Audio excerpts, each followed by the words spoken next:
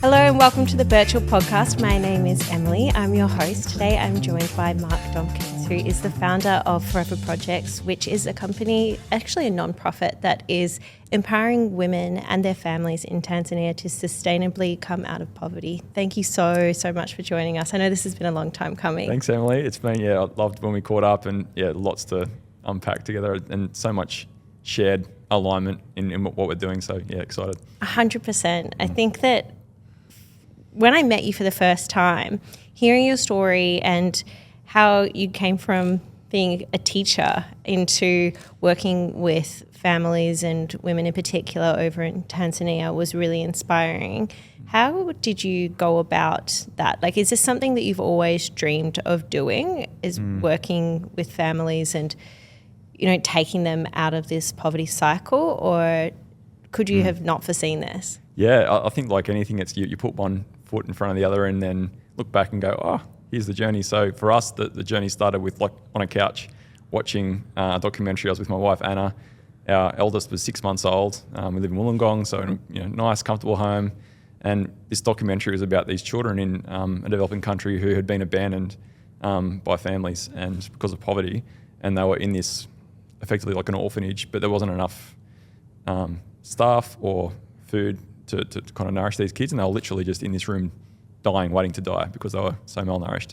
And we're watching this documentary and then seeing our son sleeping soundly on the couch, just knowing that, we've got everything he needs we can provide, and just going, how is this the same world? And so that was the kind of moment that for us opened us up to thinking about what would it look like for us to be a contribution to the problem where kids who don't have a family can have one. And so that was kind of the initial moment, and we kind of then started exploring kind of like potential domestic foster care and adoption. Whole other story there, but there's a lot of bureaucracy and red tape around that, and it just got to the point where we were keen to live and work abroad and still had this on our heart about thinking about opening up our family to kids who didn't have that hope of a family of their own. And one day my wife Anna just said, let's move to Africa and do this there. And so it was like start of 2010, and we'd had enough years of trying to do something here and just being frustrated that I was just like, yes, let's go. That's crazy. Yeah. So within 6 months, we'd quit our jobs, our house that we were living in, rented it out, and then took our 4 and 1 year old and moved to East Africa. Yeah. So how do you go about deciding where you're going to live and then also helping people in need over there as well? Yeah. So initially so I'm a maths teacher by trade, so got a job at an international school just on the southern slope of Mount Kilimanjaro. And Anna's a psychologist, so she was the school counsellor and boarding parent. So we were living on the school compound, obviously with 2 young kids. Safety was a big thing for us. So knowing that the country was safe, knowing that we could get work, and that that wasn't going to be like a huge obstacle to them, and they're growing up as young kids. We knew it would be a couple of years that we'd be there.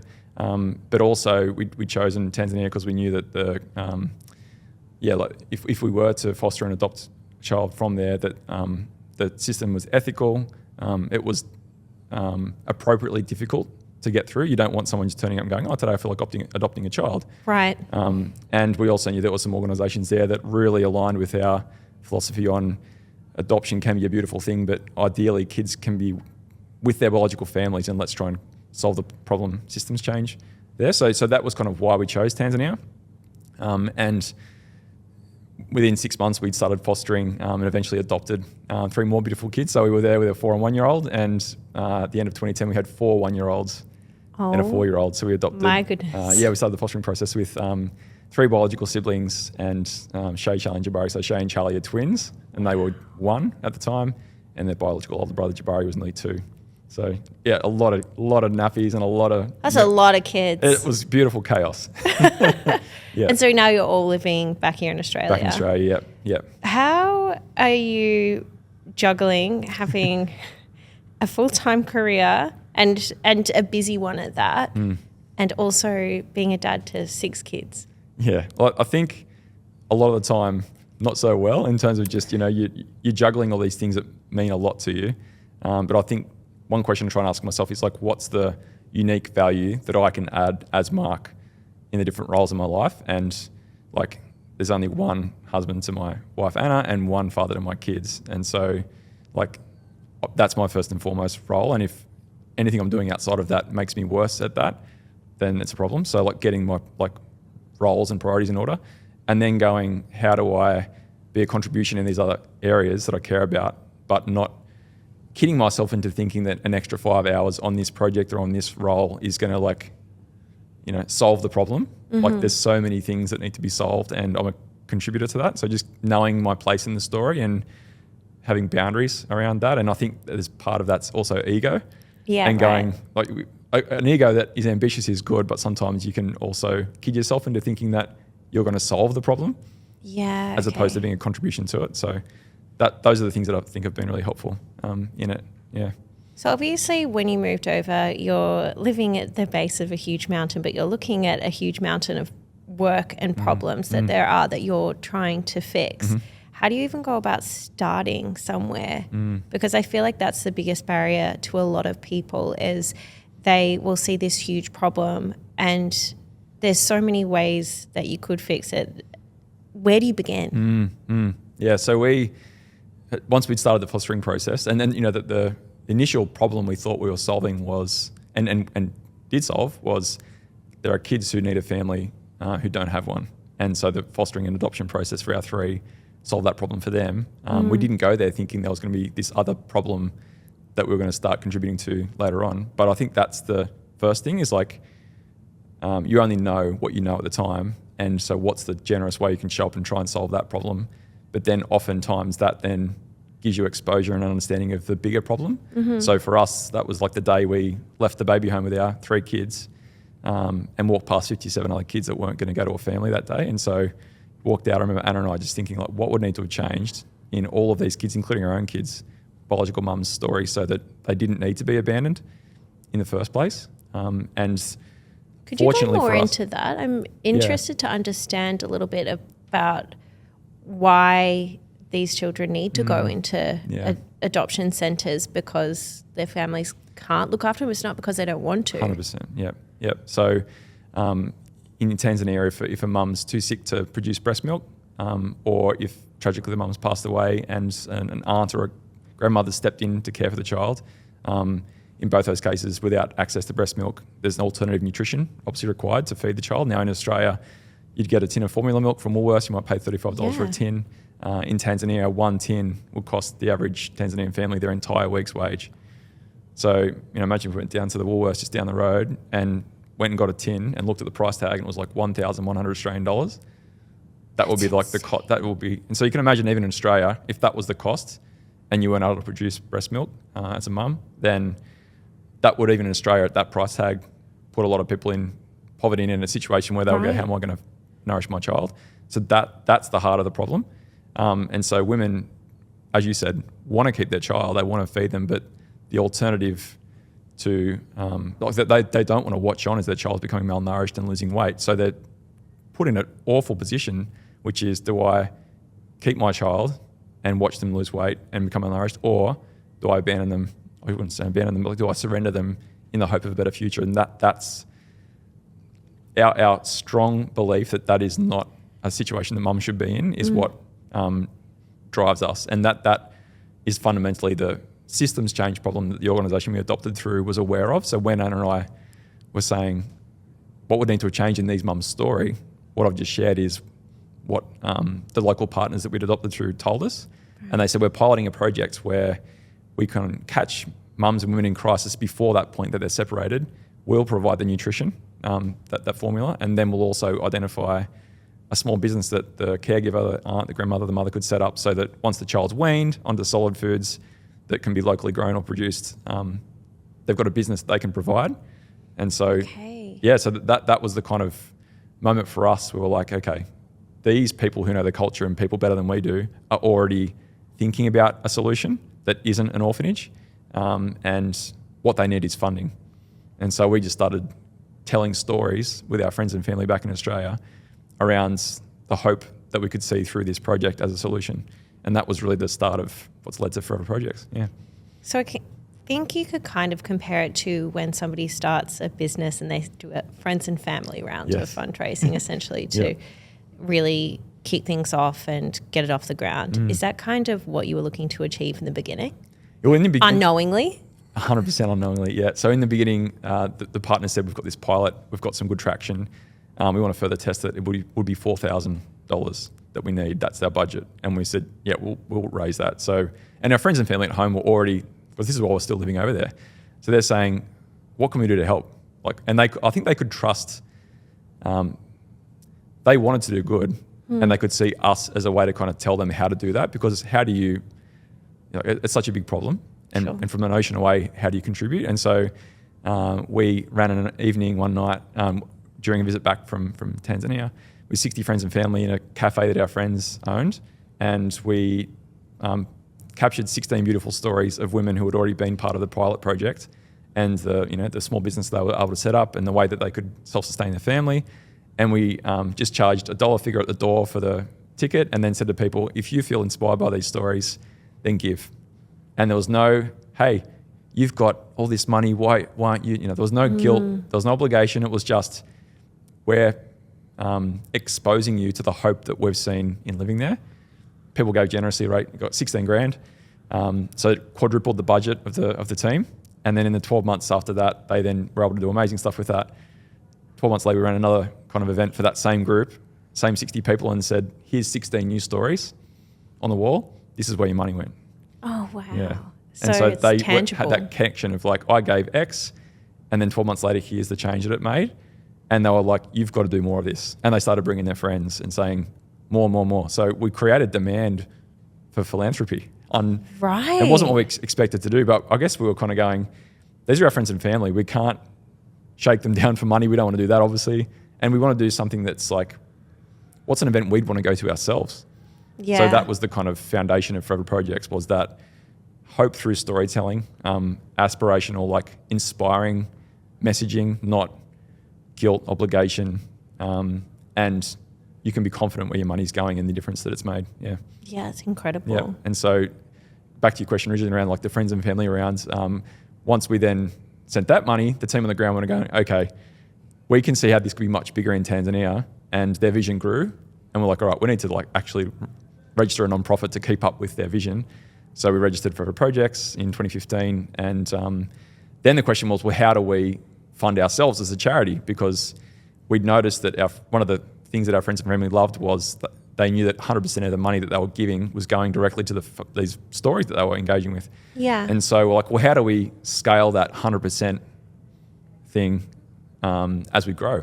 And so we said to that group of 60, all right, you trust us, but to give this experience to more people, we've got some costs we're going to need to cover. So how about instead of funding the project, you fund all the unsexy costs around charity, the printing of brochures, a flight to Melbourne, whatever it might be, so that when someone new comes along, we can say, yep, we've got overheads covered by this group. Every cent you give will go to Tanzania. And so that was where that 100% model was born. Okay. And so when did you start that model, and how has it grown from its inception? Yeah, so so we registered a nonprofit in 2015, and then played around with a few things, and then launched that model in 2017. And that was like our first family and friends round, so to speak. Yeah, and so in the first 5 years of that, we got $450,000 of donations from those friends and family. Wow. And then we're able to use that to generate 1.5 million of funds sent to Tanzania. That's huge. Yeah. So it was pretty, not unlike you've got investors in a startup, we could say to that group, look, we can't provide you a financial return on investment, but every dollar you gave, we turned into $3.13 of money sent to Tanzania. 1.5 million divided by 450,000 is $3.13. So, that was a smart move, and a move of leverage for you, because if you'd given directly to Tanzania, that 450 would have gone, and that would have been the end of it. So we kind of then used that to go, let's try and now take this business model and try and invite people who really get tech startup investment, and let's try and bring some of these other people in to validate it. Yes, it's really new and innovative for a non-profit, I think, particularly in Australia, and looking at a project that is probably, it's solving a problem that not a lot of people know about. I think that everybody's aware that there is an issue with children who need homes in Africa, but they don't really know the root cause of it and how to sustainably come out of the problem, because I think that often people say, we'll just give money and that's fine. They don't really think about it. But I feel like the way that you've gone about it, and I think that was the model that stuck with me the most, was this sustainable approach to escaping from poverty and breaking through that cycle. What do you think the hardest challenges were that you saw when you were trying to come up with this model to break the cycle? Yeah, I think it was, in terms of the model of breaking the cycle of poverty on the ground, that was the Tanzanian team that were like innovating that and testing different things like that. So it was really us watching on as they came up with that. And I think it was through them solving the next problem in front of them, which initially when they started the orphanage was there are kids being abandoned and there's nowhere for them to go. And the street and the bus shelter and the police station is not a place for a child to grow up. Let's create a home for these children that deserve it. And then after a few years of that, staying curious about how can we stop kids ending up in here in the first place. So I think that was the, and then also a commitment to like the dignity for the women in the project. So the strong belief that women in Tanzania don't want to be on the receiving end of ongoing handouts. They want to have a hand up, not a handout. And so the team felt, strongly convicted about that. We're going, how do we design a program that means that within 12 months they do have that confidence that we spoke about earlier off air around my child is now not being kept alive by some institution. It's by me and my job or the food that I'm growing. And so that was, I think, because that was their intent at the very start, and they recognised that long-term change must be like an intrinsic, like the person has agency. Yeah, right. That was kind of baked into it. Yeah. That's really interesting. Then obviously you have built this huge community around Forever Projects as a whole.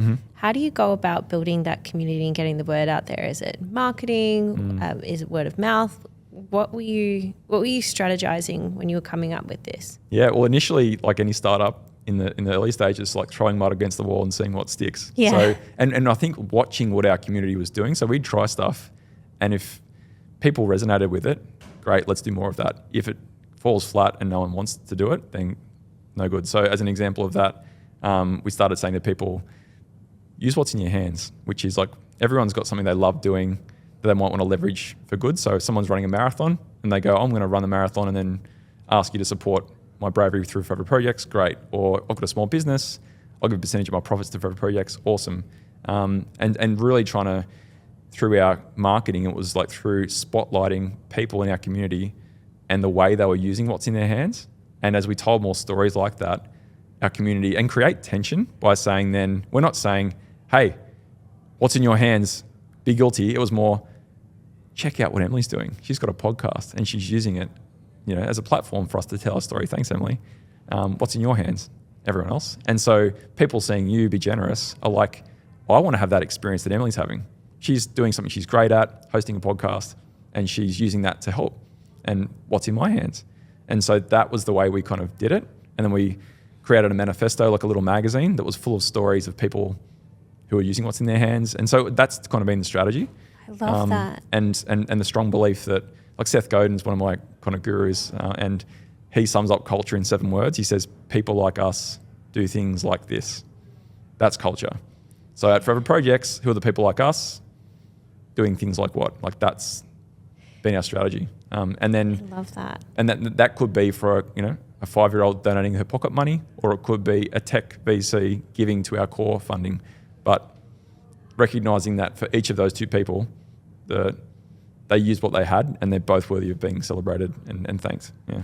I went to Catholic primary school when I was growing up, and there was this story in the Bible, and it was about a really rich man and a really poor man, and them giving money that they could to help somebody else. And the poor man only had 1 coin, and the rich man had heaps. And he said to this poor man, oh, you're giving nothing, like this doesn't mean anything compared to what I'm giving. But the contribution for this poor man was so much more significant because it was all he could give, and it was so different in that way. And I think it's resonating with me now. It's what people can give, and if it isn't a monetary value, it's a support in a different kind of way. And if that's raising awareness, telling your friends, telling your family, and any contribution to a project like this is valuable in its own sense and kind. And I think that's a really strong message to give to people and to grow a community in that sense as well.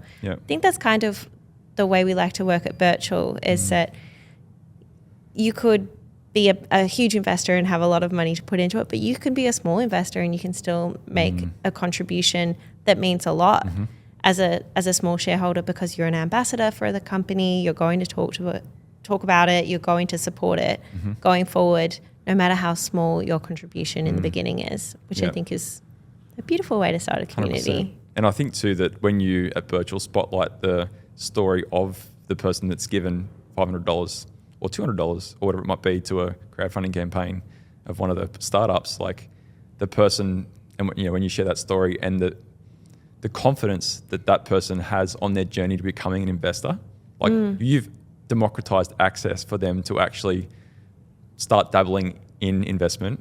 And like one of the panelists on the thing last night was Laura Henshaw from Kick, and we've been talking about like with running and what she's doing at Kick.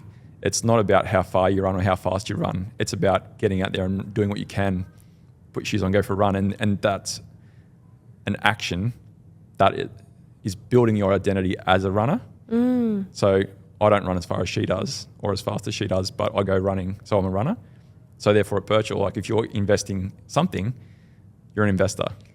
And 100%. If for projects, if you're the 5-year-old given $5, you're generous, you're a donor, you're a philanthropist. Yeah, absolutely. And then if you're generous with what you have at 5 years of old, and then you start a tech company and you're Mel Perkins at Canva and you've got 30 million to give, like you've already built that muscle and that heart muscle to go, I give what I have.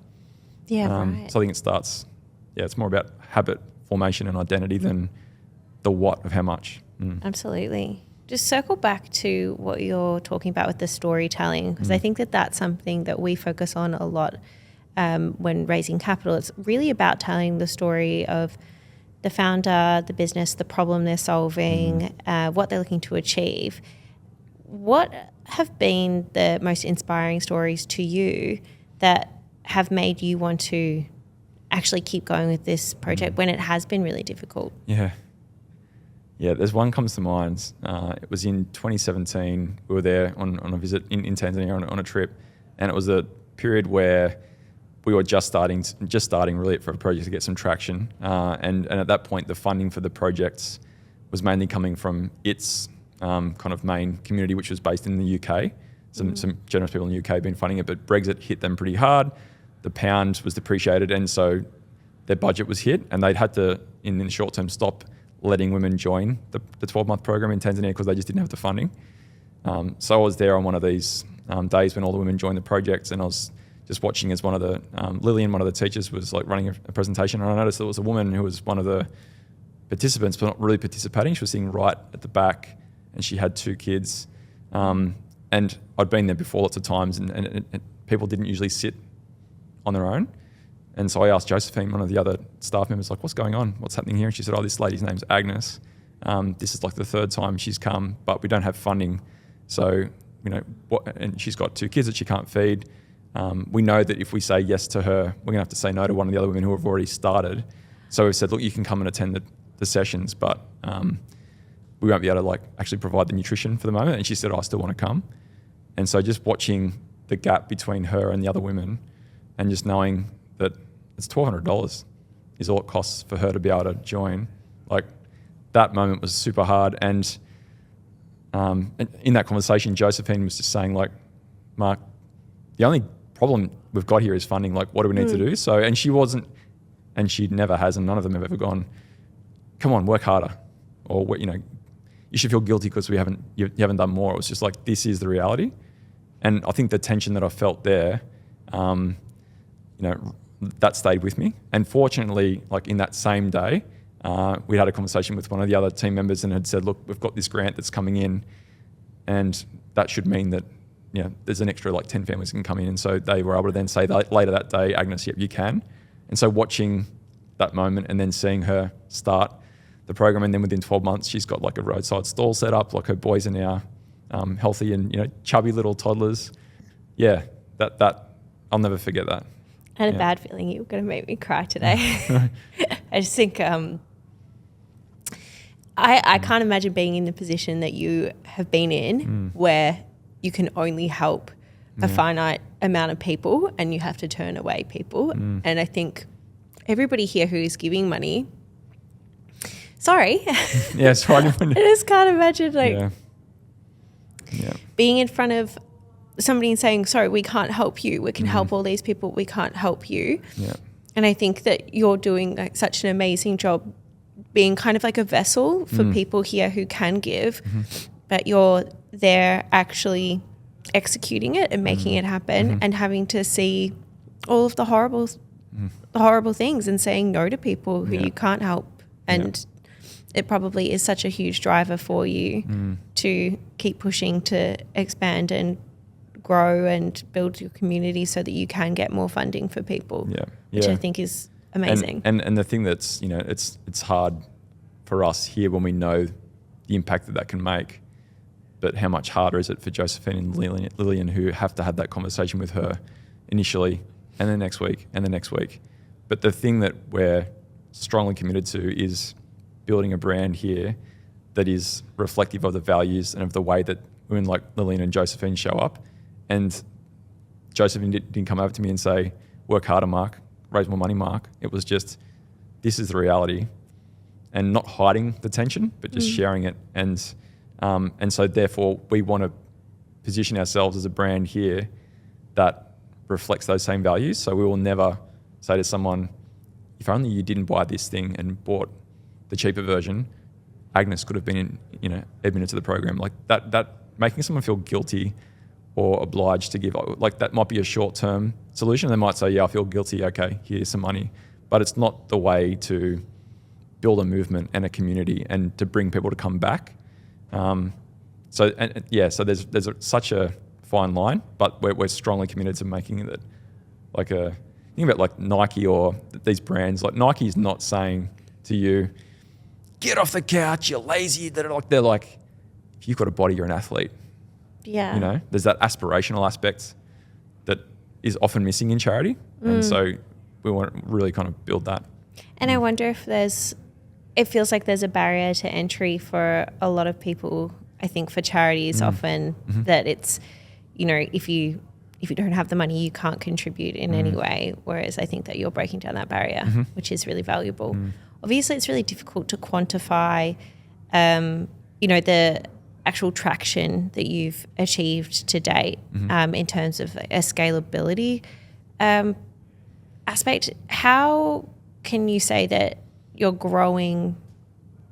I don't know, how do you quantify or qualify the impact? Correct. 100%. Yeah. Yep. Sorry, I'm struggling to articulate myself. No, that's a great question. So, and unfortunately, like there's some things that we kind of, like I shared earlier, like we feel like we're great at cultivating community, curating environments where people feel inspired through story, but all of the stuff around how do you develop a measurement and evaluation framework for these kinds of projects, theory of change. So you get other people in who do that really well, and we're fortunate to connect with an organisation called Global Development Group who early days as the projects were scaling said, look, this is the best way to quantify and qualify outcomes so that when someone gives money, they can know this is the percentage of children who increase their weight by more than 30%, which is the World Health Organization standard.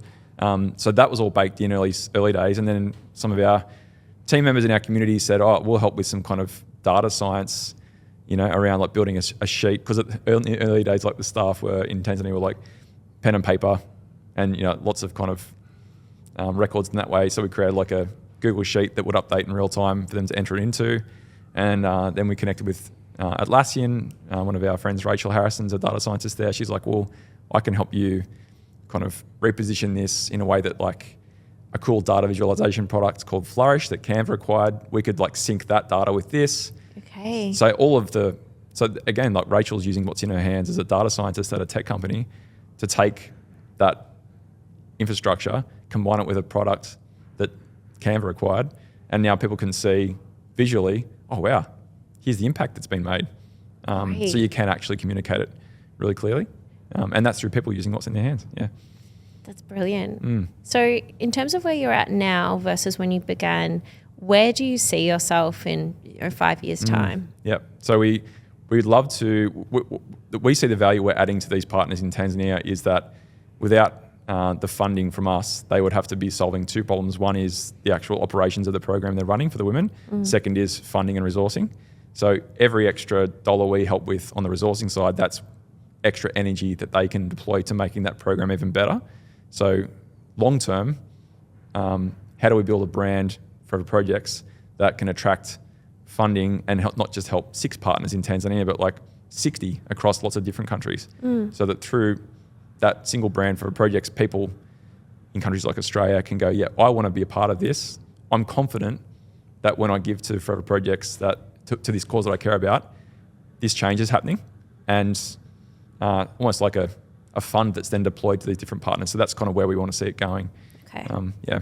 So do you envision the way that you're working now to be that kind of the way that you'll continue to work going forward, or will you be looking at, other countries that you might be helping out, other families, or different problems that you'd be looking to solve, or will you be sticking to the one? Yeah, so it would be that same, like the problem we kind of shared earlier around like poverty being an unacceptable reason for a mum to be separated from a biological child.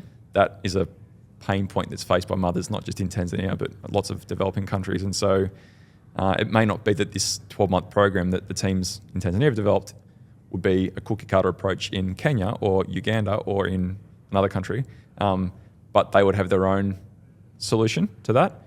And so whilst the solution doesn't need to be the same in every country, the fundamental problem you're solving to keep families together is the same.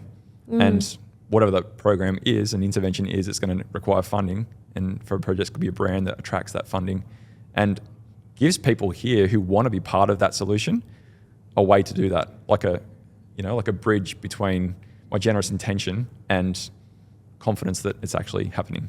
Yeah, right. Yeah. So if somebody was looking at you and what you've achieved to date and the problem that you've solved, and they've identified a problem similar somewhere, what advice would you give to them on how to start to help? Yeah, I think it would be get really clear on their own origin story. If they're a founder, or it doesn't have to be a founder, but like they're contributing to the problem. When they're telling the story about the problem, likely the people that are in their immediate network, friends and family, are going to care about them and their heart for it. So if they can articulate why it matters to them, for us it was our adopted children, but we've got like a new director, for example, based out in Perth, and she heard about Forever Projects and she said, look, I'd love to be a director. 2 of my 3 kids couldn't take my breast milk, and I had to get an alternative that they weren't allergic to, and I could afford that. Right. And when I heard your story, I was like, oh my gosh, imagine if I couldn't afford the alternative. Yeah, then I want to get involved. So she now has her own why for getting involved. So I think number one, be really clear on what your why is in terms of why you and this particular problem. And then invite people that share that same belief to get involved with whatever they have. And don't try and appeal to like 1,000 people straight away, like we did. Like find 60 people, find 10 people.